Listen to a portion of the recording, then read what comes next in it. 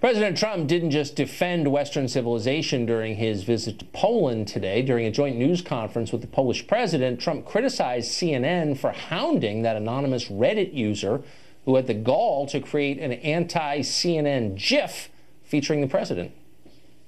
What CNN did was unfortunate for them. As you know now, they have some pretty serious problems. They have been fake news for a long time. They've been covering me in a very dishonest way. What CNN and others, NBC is equally as bad, despite the fact that I made them a fortune with The Apprentice, but they forgot that. But I will say that CNN has really taken it too seriously, and I think they've hurt themselves very badly, very, very badly. Whoa! Well, as you can imagine, that led the newscast on lots of other channels today, overpaid cable anchors calling it, in effect, unpatriotic to criticize them while being on foreign soil. Watch. American presidents traveling abroad typically uphold American values such as press freedom and the institution of the presidency. Mr. Trump, for his own reasons, did not. He got savaged for attacks against some people in the media. It does not help his poll numbers. His media comments of a piece with everything he said before, but the timing of it on foreign soil before a summit in a region of the world where the question of press freedom is still a really important one. No other president in our lifetime probably ever would say such a thing. You couldn't make it up. Joe Concha follows this stuff for a living. He writes about media for The Hill, and he joins us now. So now, Joe, it's unpatriotic. By the way, the president, we opened with this. I'm not a reflexive defender of the guy, but he just gave a speech defending Western civilization and freedom of expression. But now the press is telling us it's unpatriotic for him to criticize them.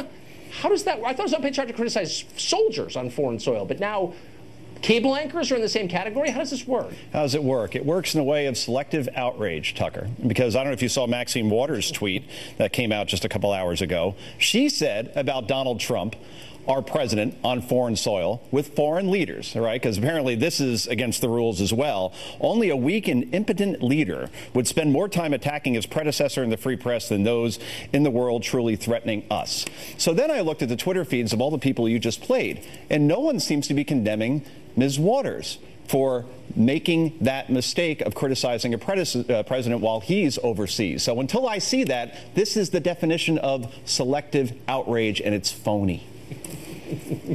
But is this a long-standing tradition that you don't criticize cable anchors when you're outside of American borders? I mean, is that an assault on our flag and our history, do you think? I don't believe so. I believe that is Trump exercising his First Amendment right. And he was asked a question from a reporter about that CNN situation yesterday. You talked about it on your show with Mark Stein. That was a very colorful conversation, particularly the horse in the bed thing from The Godfather. I like that. As far as CNN tracking down an anonymous troll who created a Twitter meme, a wrestling meme of Trump wrestling a logo to the ground. It's so silly and so preposterous, no one would take it seriously.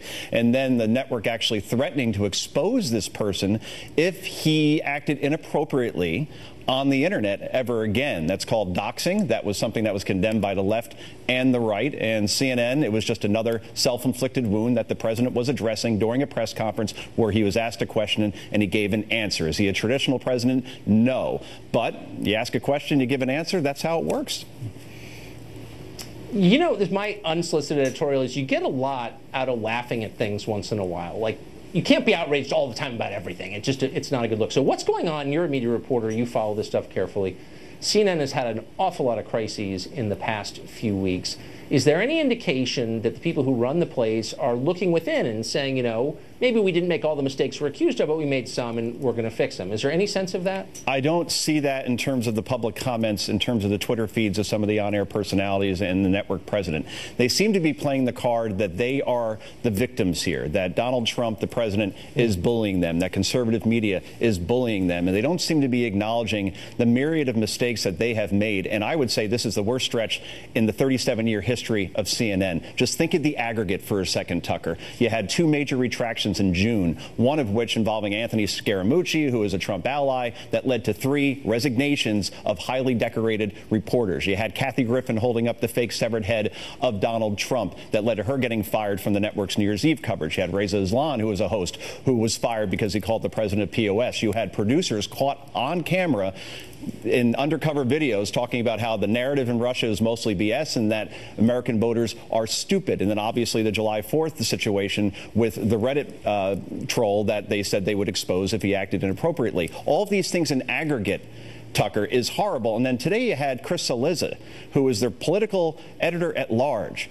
who actually put up a video, a 2-second video, that appeared to show Donald Trump being blown off by the Polish First Lady. Except that if you watch that video for 4 more seconds, and by the way, Cillizza says, "Oh my God, oh my God, oh my God, oh my God," on his Twitter feed in all caps. If you watch the whole thing, as you see there, of course she shakes President Trump's hand. She went to Melania Trump first, and she shook Donald Trump's hand again. And yet you have Chris Cillizza, who is an important person there, not understanding that there is so much scrutiny around this network right now that when you put out fake videos like that with false editing, it only leads to the perception that CNN is the opposition party. And that is why when a Harvard study comes out, 93% of their coverage of the Trump administration is negative. This only feeds into the narrative that CNN is not acting like the impartial, objective network they claim to be.